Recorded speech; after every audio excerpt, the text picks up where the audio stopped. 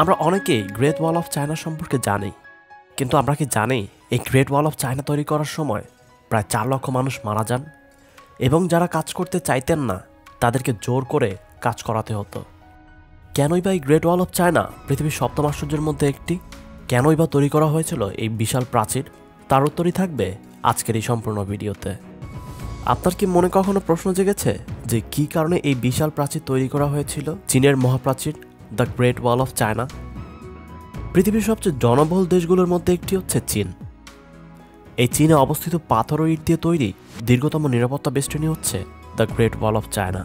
এটি পৃথিবীর সপ্তম আশ্চর্যগুলোর মধ্যে একটি। পৃথিবীর এই দীর্ঘতম প্রাচীরের দৈর্ঘ্য প্রায় 21,196.18 কিলোমিটার এবং উচ্চতা 5 থেকে 8 মিটার। প্রাচীরটি চড়ায় প্রায় 9.75 মিটার এবং প্রাচীরের সর্বোচ্চ উচ্চতা 35 ফুট। আপনি জেনে অবাক হবেন যে এই প্রাচীরটি তৈরি করার সময় 4 লক্ষ মানুষ কাজ করতে গিয়ে মারা যান।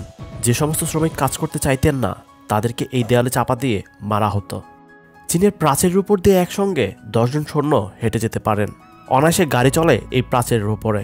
মূলত দেশের প্রতিরক্ষার কারণেই এই প্রাচীরটি তৈরি করেন চীনা সম্রাটরা। 1211 সালে এই প্রাচীর ঘুরিয়ে দিয়ে চীনে আক্রমণ করেন মোগল শাসক চেঙ্গিস খান। সম্প্রতি এই প্রাচীরের একটি অংশ পে লেটার দিয়ে ভেঙে ফেলে 2 জন নির্মাণ কর্মী। এতে ক্ষতিগ্রস্ত হয়েছে the great wall of China. এই মহাপ্রাচীর কোনো শখের বশে তৈরি নয়, এটি তৈরি করা হয়েছে নিরাপত্তার জন্য।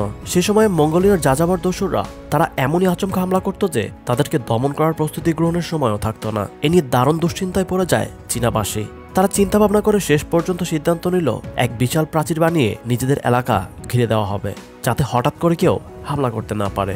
সে সময় চীন বিভক্ত ছিল খ রাজ্যে। এসব রাজ্যের মধ্যে একজন রাজা ছিলেন চি হুয়াত্তি।